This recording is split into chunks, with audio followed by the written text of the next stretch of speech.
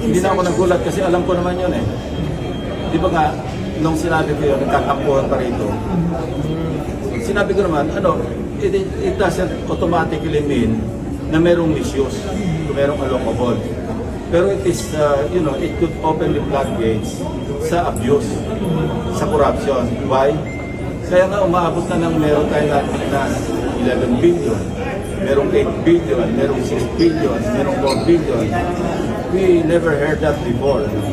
During my first term year, standard yung 200 billion per senator and 120 million yata or 70 million per congressman. Yun yung pag-barrel. Ang masama doon, walang item sa budget. Lamsam yun, na saka pa lang i-identify yung projects pagka enacted na yung budget. Kaya nga sinabi ng Supreme Court, that's illegal at unconstitutional. Ang problema nga, lalong na abuso. Sa halip na nakontento sa 200 billion, wala na, unli na. Umabot na ng pagkarami-rami.